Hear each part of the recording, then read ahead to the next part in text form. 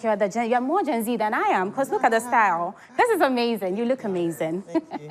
Now, let's get into it, straight into it. But we are in Ghana month. What are you expecting this Ghana month? And which part of Ghana do you come from? Let's get into that. I'm Anikapim. Oh, I'm from Latte. Okay. And what is your favorite food from there? Fufu. Fufu. Yeah. That's and fufu gang. Soup. Okay. So that's what we are going to be eating this Ghana month. What else are you expecting to get just your hands in? Well, anybody who does anything interesting, and I love to explore food and culinary delights. So anything, and I like to explore different dishes with local ingredients. Okay. So I'm open to exploring. Anything. Yeah. Right. So we're exploring Ghana. Any interesting invitation. All right. That whets my appetite. It should be worth it for you to come. Yeah. All right. But before you came in, I was talking about how much you are a force to reckon with. It's been over 20 years. And I want to say Akwaba because you're home. Yes. We know that you've been here before. Just like take us into your life. A part of Theresa Ayoade that people don't really know too much about. So let's get into you, where all of this started for Theresa. Well, the journey started here at Multimedia Broadcasting. I joined Multimedia so many years ago, I think in 1996, as a sales executive. Okay. That was the time when private radio had just started. And so we were the young ones, in there, trying to break through. And it was very exciting times, introducing commercial radio to the public and explaining to people, to companies, the benefits of advertising on radio and all of that, and developing very interesting radio campaigns and activations and promotions. And we did great things. We did huge things. I mean, the kind of things we did way back then, I don't even see them happening now. Yeah. And that's why there's a saying called the good old days. Because somehow the great things that happened in the past, somehow are not happening here. But I wish that we could bring back some of those exciting days. So let's run it back a little bit. What are some of these old things that you wish were still here in the present? We used to do like promotions on radio that could excite people and get people glued and hooked. Yes. For example, I was a promotions manager at Joy FM, and we did, in my tenure, we did a promotion called Get a Life. Okay. And it was about giving somebody a brand new life. So just by listening to the radio station from morning till evening and taking part in a quiz on topical issues that have been discussed, you could stand the chance of winning a brand new life, which meant a fully furnished house. Wow. A car. Yeah, and the house was fully furnished, like furniture, carpet, curtains, all appliances, bed. I mean, you just literally just walked into the house and you had a new life. So those were the kind of promotions we were doing, life-changing promotions, just to reward loyal listeners. But what has changed, though? I don't know. Maybe it's the economy. Because, I mean, we had to have partners across, various, industries. We had to have a company that was willing to give us a house for free in return for promotion. And we also had to have a car company, an automobile company that was able to give us a car as well. And of course, we had to get partners to provide the furniture, the fittings, the appliances, the electronics, and all of that. So it was all about partnership and collaboration. And those were really great times. Good day. There was another one I really remember was we also gave, we used to do this Disneyland promotion. Where families could win a trip to Disneyland. All the way to Disneyland? All the way to Disneyland in Florida. Fully paid? Fully paid for. Okay. And again, I think it was linked to reading, getting families to read together. So we had families read with their children and ask them a quiz and quiz them on what they read. So we quizzed the mother and the child, the father and the child. They did a quiz together.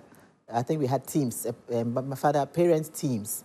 So we had different families on the competition, and the winning family is the one that won the tickets for a family of 4 to Disneyland.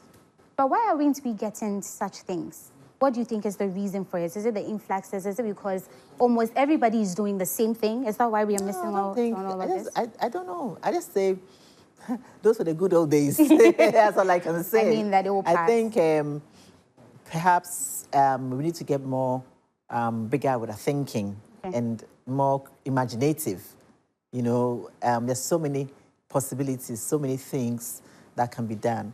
And I took that same adventurous spirit with me when I started Charterhouse. I co-founded that with my husband.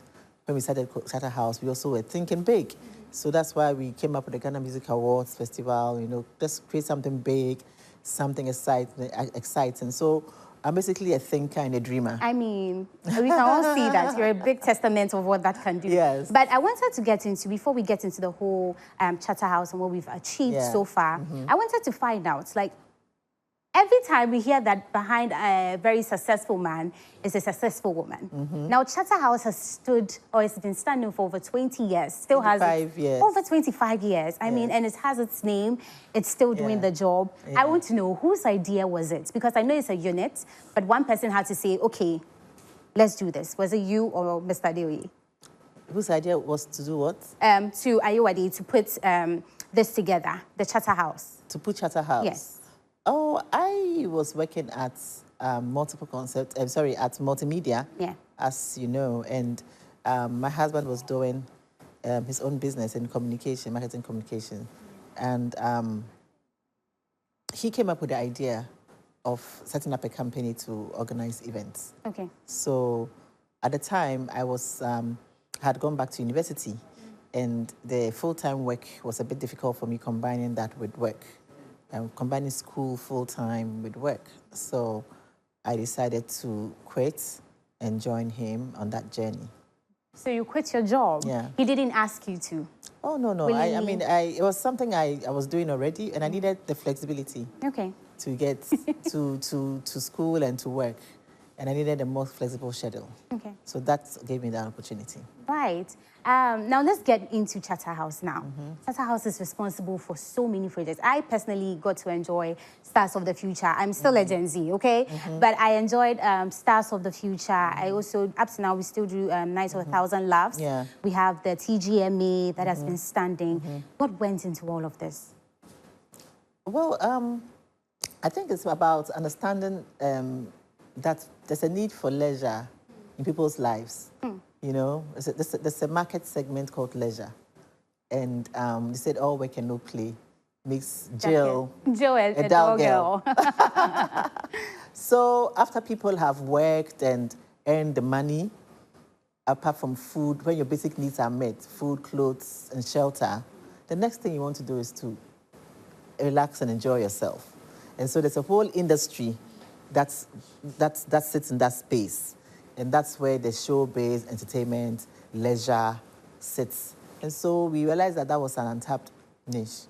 So we should go for that market. So we decided to create events and activities that would that people would love to attend and to enjoy and to participate in. That was the first one, the niche. That was obvious. The second one also was the fact that we are creatives. We are creative thinkers. We are creatives. So we are excited when we create ideas and we bring them to pass. And so we began to attract a lot of creative people who wanted to also express themselves through some of the things that we were doing. So by the time we realized it had become like a movement, and all sorts of creative people were coming to us to join us because they saw we were doing great and exciting things. So then we began to expand our portfolio, and we began to appreciate the value of the Ghanaian creative and what we can also do with our hands, with our minds, with our energies, you know. So we became more interested in providing opportunities for creatives to thrive. And creatives thrive by being creatively productive. So an environment like Charterhouse allows a creative to explore their fullest potential. Okay. I mean, you know, I like doing something. Some people are just not made for the 9-to-5 work, suits, jackets, environment. They're just not made for that. If you put them there, they just will not survive. Yeah. they're just, and so the people, there's this group of people out there called creatives. And so what we did was give them that space to explore themselves as creatives and to bring out value in the process. So we allowed a lot of creatives, we enabled them to discover their creative talents and to put value to it. So that's what the entertainment industry, the media industry is about. It's about creatives bringing value to society. All right. But, you know, in parts of the world, people are not really prone to change. And when new ideas come, people are not fast to embrace it. So how were we able to, now this is bringing me to TGMA. I know when you had the idea, it was a good idea in your head. You said, okay, this is something we have to do. But how did people adapt to it when the idea was brought out, especially with the musicians? How were we able to get them on board? Well, we had the vision of what we wanted to do, what we wanted to build, what it could become.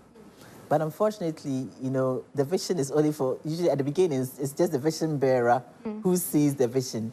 Everybody around you doesn't.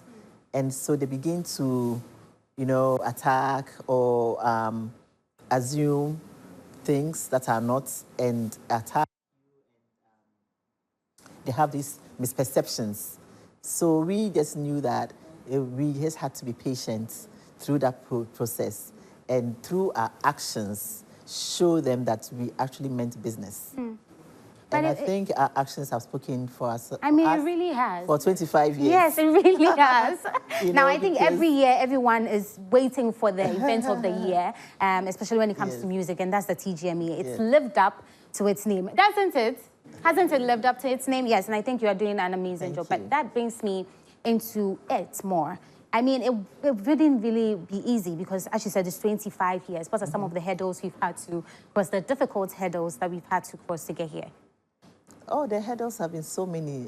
Having to gain industry acceptance, industry trusts, and also getting to the industry to understand that the process that we had put in place it's not foolproof, but it was very it was safeguarded against a lot of manipulations.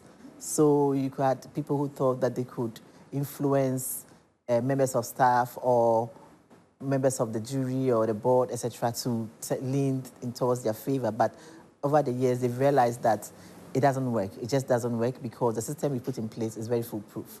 And there's no amount of money you can entice me with to call you a winner. You know, there's just no amount of money you can do that. And our team have been sensitized so much to the fact that we are here to provide a service for the industry. So it's not about personal enrichment. It's more about industry development. So we are all attuned to that. And we are all creatives. So we appreciate the value of creatives. And we feel that if we are here to throw the spotlight on an industry, we've got to do it right. Yes, do it right. So everybody is attuned to just doing it right. And we are just focused on making sure that our brand is a brand that can be trusted. And when we say we're doing something, we know what to expect. And that's the standard we must maintain. I mean, we can all attest the fact that we do magic. You guys do magic, making all of these happen. Another interesting show that Charterhouse produces is Miss Malaika. And there's been talks. People keep saying year by year, it looks like it's going down. Really? And we're not really hearing the noise. Yes, that's what people are saying. I think it's been the longest surviving beauty pageant currently. Yes, we can all agree. Yeah. So is it because of that? Or you think now it's familiar, everybody's familiar with it? Is that why we are not hearing the noise? No, there's no noise really to be made. I mean, Malaika has a purpose to groom young ladies to be the best they can be for the future. So we are very focused on that purpose, and that's why we've never chased international beauty pageant representation and all of that. It's just about grooming young people, young ladies, to be the best they can be, and to be role models for society, and to be youth icons in society and youth leaders. And so we've designed the Miss Malaika pageant to be a life transformational journey. And that's what we focus on. Right. So even if you don't win, we have a lot of parents who come to us and say, wow, my child has changed. She's more focused. She's more serious. She appreciates life better. You know, so even that transformational. So it's like a mentoring platform, actually. It's actually a mentoring platform, and we call it a finishing school after you've gotten all your education and everything, and you want to just sharpen your edge and have that, sharp life focus. Just come through Miss Malaika, and you'll be okay. And you'll be fine. Right. And we just make it's a very educative and enlightening experience. And we also make sure that the girls see the value addition to their lives. Yeah. Well, as I was saying earlier, Stars of the Future is one of the shows I personally enjoyed. I didn't miss a day of it. Did you guys get to see Stars of the Future? And I think we all can agree that it's produced. You poor Gen Z, please make them know that we are Gen Zs in here. But at least we saw some of the shows. They born, like how old were they? Like 5 years? Like 5 years. I was fully aware of what Stars of the Future was, right? Okay. And we know that it produced some of the amazing talents we are seeing today. Yeah. But why did it stop? Simply, it stopped due to lack of sponsorship. The event was getting more and more expensive to produce, and we were not able to raise, at the time, enough sponsorship or funding to run it. Yeah, so we had to lay it to rest and focus on other areas. But it's still a big dream of ours to bring back. So we bring back? Because it is a big dream of ours to bring it back, because you see the synergy between being the organizers of the Ghana Music Awards and also being involved in a talent production was really great, because the insights that we gain from organizing the events really gives us a superior knowledge of the industry. And so when you transfer that to a talent search, it sharpens your edge in spotting the talents who can break through. And that was the edge that we had. The fact that we were the organizers of the Ghana Music Awards, we had all that knowledge, we had access to all those resources and industry knowledge and expertise brought into a space to look for talent. So most of the talent that we discovered, went on to do great things. Okay. And at the time when we were discovering them, we were very visionary. We said they were the stars of the future. And it did turn out. And they really are, yeah. It did turn out to be the future stars. We can talk about Adina, yes. We can talk about Efia, Irene, we can talk about, even after we finished Stars of the Future, we rested it.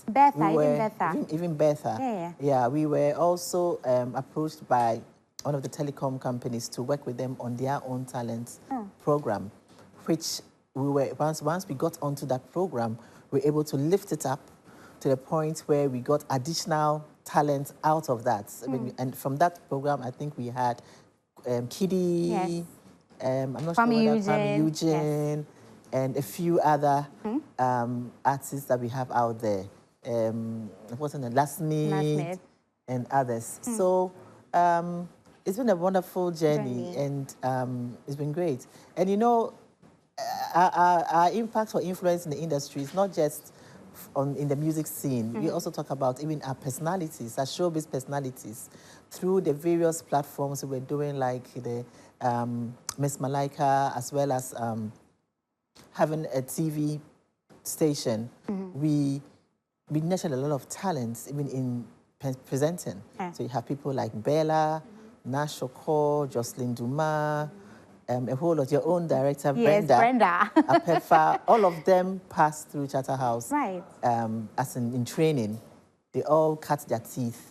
I was going to ask you, because they are living up to the standard, right? Because we see them doing amazing work. To you, how does that make you feel? Because, I mean, you've trained a lot of people, you've mentored a lot of people who are doing amazingly well. How does that make you feel? It just comes back to what we're talking about just providing a platform for creatives to thrive. I mean, somebody working out, they may not know the talent they have, but if they find themselves in the right environment that is able to nurture them, you see them shining and blossoming. So what we did was we provided those platforms for us to be able to nurture creatives who are inherent creatives to thrive, you know. So that's basically what we do and what we do best. Right. So Mrs. Theresa is here with us. As I said, she's a force to reckon with. You want to ask questions, you want to know more, please send your questions or your messages to us on 055-157-5757. Again, 055-157-57. Guys, do we have any questions for her? I see someone. All right. So a gentleman in there. Let's go, you can. Quick question. So were you saying that the Charterhouse place is a platform to bring out new creatives, to serve as a place for creatives to come and like come out and explore stuff? So for them to get to these places, I mean, to get to you to be able to like come out like that, the same way you're saying, how would they be able to get there, like get to these platforms? Well, it starts by making the move. I mean, if you feel you have something to offer, something to share, you feel like you have, you are a creative and you want to explore your creative talents, you can start by an internship, just hanging around a creative environment. You can start by that. So you can start by internship. A lot of people who work with us at Charterhouse actually joined the company through national service. So after university, some of them even started as interns when they were students. So they come around, they help, when they're doing events, they are supporting, they are just part of the whole space. And then they did national service. After university, they came to join us national service. And they've grown to the other people worked in the company for about 15 to almost 20 years, and they came in through national service. So it's about your willingness to try. And once you work with us on some of these informal ways, we get to access you and evaluate you and find out what you are good at and the areas that we think that you can excel. And then because we try you across the cross spectrum of what we do. And we will take people through the various departments to see their strength areas. And once we identify a strength, we encourage you to progress in that area. I mean, we have people there's a particular person who joined us straight from Tech, UST, KNUST, and came in as a graphic designer, a young student, a national service graphic designer. While working at us, at our end, he discovered set designing through what we used to do. I mean, through what we do, we create a lot of sets for the various programs that we do. So he developed an interest, started sitting around the people doing the sets, learning. Now he went on, became one of our best set designers, right, in-house. And then from there, he said he wanted to learn animation. So he went and sat in the studio and started learning animation and all of that. After a while, he said, I want to go to India to learn it further. Can you sponsor me? We sponsored him. He went to India, came back, came to work with us for another 2 years, just doing amazing stuff. And after that, he moved on. But we kept him on as a retainer, working for us, you know. But at that point, he had gained all the skills that he needed and could set up his own business. And now he's one of the top animators. That's amazing. One of the top animators. And, I mean, he's doing wonderful stuff. Now he's even doing architectural drawings, etc. Yeah. This is a young graphic designer who just came out, art students who came out from Tech. Right. You know, so the story is amazing when you see such growth. And even a lot of that, I mean, you get young students who come in to work with us from NAFTI. Yeah. They want to be producers. I mean, Charterhouse is the place that throws you everywhere. You produce an event, you produce a market activation, you produce a TV program, you produce a concert, you produce like 10 different kinds of activities. Yes. And so it's the kind of environment that gives you that variety of scope. You won't get this so nobody is boxed in any other environments. You are not boxed. I mean, in fact, we always say that when you come to Charterhouse, we just throw you into the ocean. We leave you. And say swim or drown. So in that swim or drown stage, you'll be very confused. But we'll guide you along the way. And if you really have the grit and the tenacity, you know, to go through the process, you will come out very refined and you become the top in your craft, wherever you find yourself. So we are actually an academy or an institute. A whole institute. We're just yet to formalize it. And we have a huge alumni. We actually have an alumni who actually have their own WhatsApp group. Okay. And communicate. I'm sure Brenda is in there. Brenda is part of the alumni.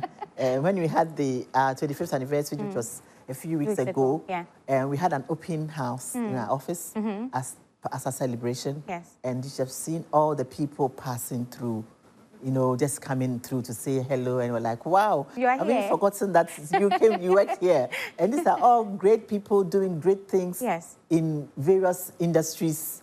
And, we just moved on. And they have become employers of more people. Yes. So it's just been a great and wonderful journey. Right. For someone who has been in this space for a very long time, let's talk about the National Women's Summit. Yeah. What went into this? Because we know that it speaks for women, advocacy, empowerment. What went into creating all of this? Well, I'm a woman business leader. So I just felt that International Women's Day was a big day for women to have some global conversations, regarding women's empowerment, etc. So I felt that why don't we use our skills as event organizers and my insight as a woman to put together a big event for women on International Women's Day. So that's how it came about. So let's create this big event on International Women's Day where all women come together and join the global conversation surrounding womanhood. And each year, International Women's Day is celebrated under different themes, global themes. So we just latch onto what the global theme is. This year's theme is Accelerate Action. So we just latch onto that, and then we now have conversations around that. So that's how we started it. And it's been growing bigger and bigger and bigger. And this year is the 7th edition. And we're excited to say that it's happening on the 7th of March at the Grand Arena, Accra International Conference Center. Every woman should be present because it cuts across the broad spectrum of women everywhere. We have the corporate and women in corporate and public sector. We have women in business and SMEs. We have the youth women, and then we have this time we've created a spotlight called Women in Agribusiness. So we are spotlighting the women in agribusiness, the agribusiness industry, and the role women are playing in that as well. So all those conversations are going to be had on Friday. On Friday, right. So I know that just last year, we had the affirmative action bill, it was passed. Yes. And this bill was just to empower women to speak up and to take up the roles that normally they wouldn't even be looking at, because you know that in this world or this country where we live in, a lot of people think that you're boxed and there are things they cannot do because when they do them, it's either, oh, you're a woman and you are not too good for this. I know that this year's theme is in is linked to that in a certain way. Yes. So how are we also going to make this, use this to effect real life change? Well, last year we are happy to say that we joined the coalition. There's been this coalition of women groups who had come together to advocate for the passage of the law. Definitely, yeah. And it's been going on for so long. Yes. And last year we decided that we'll join the movement. And so we reached out to the coalition and we got some young ladies to do a petition to Parliament to pass the law. And we worked with the Plan International and the Women's Caucus in Parliament. So the young ladies came in the petition and we got the Women's Caucus in Parliament to be present to receive the petition, and they told us that they're going to make sure that they let their colleagues in Parliament know that the young people are also advocating for the passage of the bill. So we're happy with that. And then voila, in July, the law was actually passed. So now the law is live, it's there. Yes. The law compels various arms of society to be intentional about giving women opportunities. Right. Basically, that's the long and short of it. Right. It compels you to give women opportunities and even like about 30% representation. In other countries, they are at 50%, 70% or whatever.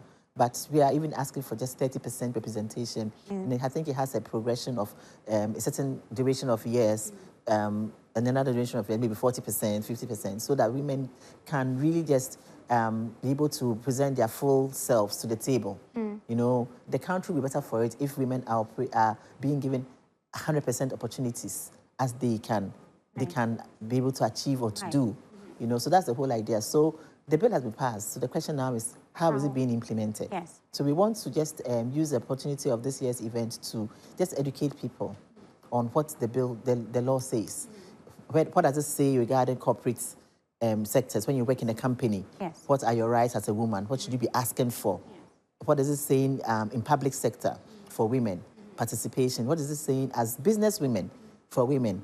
What is it saying for the youth? So there's aspects of the law that covers various aspects of life for women. So we just want women to be educated what the law says so that they can basically know their rights and ask for it wherever they find themselves. There's been so many times where the women say, I am very shy. Yes. And most of the time, you hear that women say, women don't even support women enough. Because a woman is telling you, I want to be the next president. A fellow woman is also saying, what makes you think you can be the president? You're just a woman, right? So how are we using this summit to inspire, especially the young ones? Because I know there's so many young people out there who look at you and say, I want to be a Mrs. Adeoye, right? But Ayoade, but they are not as confident. They are not fully ready in their minds because also they feel they'll be looked down on. So how are we using this summit? So that's why this summit, we for National Women's Summit, we always take the young ones along. So it's not just a gathering of women, you know, we always, so at every time we invite the secondary schools, the universities to send the young girls to attend, and at least for every summit, we had at least about 200 to 300 young girls who are coming there and interacting with these older women and listening into their stories, their journeys, their career journeys, their success journeys, their challenges, and how they overcame them and how they rose on to where they've gotten to. So all the panelists that we have do some storytelling about the journey of their lives and how they got there, and just to inspire and motivate these young ones. And then we also have this year, we've created a youth leadership and career forum. So at some point in the program, I think from 12 or 1 o'clock, the youth will move into a breakout session where we're going to have a leadership talk. We're going to have a career guide, a full career guidance session, as well as a speed mentoring. So that, as you said, the ladies who are not very sure of themselves and who feel they can do more but feel somehow restricted and limited, I think it's mainly through our upbringing and all of that. These are all the biases and perceptions that we need to break. Yeah, I mean, for example, we have conversations like if you're a woman and you have 2 children, a male and a female, you have to raise them up the same. You shouldn't be saying that the girl should do this, the boy should do that. No, these are old norms. Now we have to create new norms, you know, and that's basically what these conversations are about. So if you're a young girl who is not sure of herself, once you come to that, the National Women's Summit, you leave feeling very empowered. Not to go and fight or anything, but just to understand that you can do more and how to put yourself forward to do more. Now, Mrs. Ayoade, if there's anything we also know, I've heard so many times these young people, personally, I go for summits a lot whenever I have the chance to work here and I say, okay, this is really good. There's been times you go for them and there are no follow-ups or nobody comes to you after or calls to say, okay, I'm checking up. How are these young ones doing? Whatever you heard at the summit, how are you using it in your life? How is it panning out for you? So after, let's talk about after the summit. How do we plan on keeping up with these young ones who attend the summit? So what we intend doing is we intend setting up a platform, an online portal that becomes the continuation of what we do at the one-day event. As you rightly said, the conversation should not end on the one day. So we are looking at how to keep the conversation going and create a portal where young people can go to and still continue to engage and continue to get the motivation, inspiration, and the hand-holding that they need for the rest of their lives, so to speak. So that will be coming soon. And we still have Mrs. Theresa Ayoade, who is still here with us. And this conversation has been amazing. It's been bliss. We've learned so much. But before I even let you go, this year we are focusing on agribusiness. Why? Why are we focusing on agribusiness? Well, the National Women's Summit decided to look further into our society, to call out areas where we think women are really contributing a lot. Go in there and understand what their challenges are, what the opportunities are, and then just throw a spotlight on it, you know. So we looked around and we thought, let's go to the agribusiness sector, because there are a lot of women in the agribusiness sector. Also, it was quite strategic because we also have a new platform we are launching called the Gastro Festival. It's a festival for the food industry, from the farming to the table. So basically, it traces your food journey, how the food is farmed and gotten, how it is processed, how it's distributed, and how you finally get it on your table. Right. So we are creating a festival that brings all of these factors of production together. And we thought that since we're already going to do something in the agribusiness sector, let's look at the women. Right. So that's why we are doing the Women Agribusiness Panel, just to throw the spotlight on women in that sector. What are their challenges? What are the issues? And what is the support that can be given to them, Right. to grow and to scale and to expand? And we did what we called an industry mixer with these women, and it was amazing. Right. The kind of things women are doing in terms of in the agribusiness sector, the kind of products they are making, and the kind of farming that is going on. Right. Women are farming, huge farms, and I was like, wow, this is amazing. So it's been interesting. Are we using this initiative to push the Eat Ghana, Wear Ghana, Live Ghana initiative? Well, East Ghana is, definitely would fit in that. Yes. East Ghana will fit in that. In that we just, you see, there's a lot of opportunities even for the youth in the agribusiness sector. Yeah. So we're hoping that through these kind of events, we'll be able to throw the spotlight on them and the opportunities, huge opportunities for the youth in that space, So we shouldn't be crying about unemployment. The opportunities are there. We just need to direct them, show them, and show them how it can translate into money, which is where everybody's interested in, isn't it? But the thing about the agribusiness is that people are always eating. We always eat. Yes. So the question is, are we producing as much as we are eating or we are importing? Right. And so why can't we produce? Right. Right. There's a market for food to be eaten. So we can just produce and import substitute and, ease the pressure on the currency. So we know that this year's National Women's Summit is going to be big, but we have a lot of guest speakers on there. And I want you to tease us a little bit. Let us know those who are on the panel. Yes, on the panel. In the women, we have, first of all, our keynote speaker is Ifwa Gate. She's the president of the Ghana Bar Association, the first female president. Right. The Ghana Bar Association, very interesting lady. She's come to share her thoughts on her career journey and on womanhood generally. And then after that, we have the first panel, which is the women in corporate and public sectors. So we have women leaders across the corporate and public sector. We have personalities like Ms. Maidi Akutu. She was a former Unilever CEO and vice president for Unilever West Africa.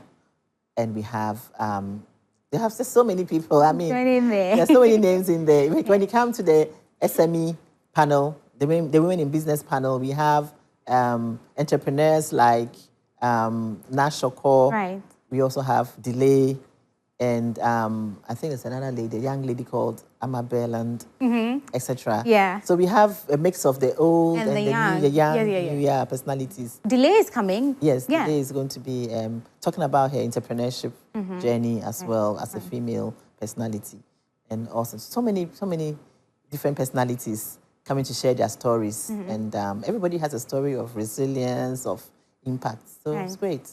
I personally am happy that we'll get to see some of the young ones, because I heard you mention Amabeland and all of that. Yes, so bringing the young and the old together. Right, right. Putting everybody together to make sure that. But, as she said, is it free? Of course. Admission is free. This is like an empowerment platform. Right. It's an empowerment platform, so it's free attendance for everybody. Right. Yeah, so just come in and just register. We have a registration on there. Something, yes. There's it's a QR code. Yeah, the QR code. Yeah, it's just free registration. You just need the data to be able to understand how the logistics, how much to arrange for. But it's free attendance. But we have a lot of goodies there. We have, I think we have Fun Ice providing free ice cream. We have Coca-Cola providing free drinks. We have water providing free water. Right. We have Robertson's Spices providing free food. Okay. All day. Right. We have Fortune, I think, also sampling. We have Geisha sampling.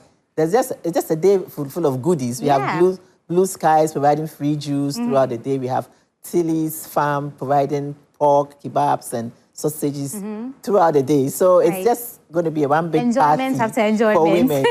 And we have Smirnoff also providing free drinks, happy hour. Right. So it's just going to be great. And there'll be a lot of giveaways and goodies throughout the day as well. So on the for the 7th? young ones, they can come for the mentorship opportunities. We have speed mentoring. Okay. We are collaborating with Executive Women Network. It's a network full of top female business leaders. They are coming on board with their members to come and just do free mentoring. So there's a speed mentoring that will happen for about 2 hours where you can just walk in and who knows, you could be talking to the MD of Barclays or any top film executive just for a quick mentorship. Yes. Yeah, so these are some of the exciting things that are. So come one, come all on the 7th of March, the Grand Arena. We're going to be enjoying ourselves, but also we'll be learning so much. Trust me, come and be touched any way, anyhow that you can. We were joined by Mrs. Theresa Ayoade, and I mean, thank you, Mom, for coming. You guys, please put your hands together for her. She is a force to be reckoned with. You're doing amazing. As I said, we still look up to you, and I personally will be there on the 7th. I invite all your viewers. Just pass through. It's like from 9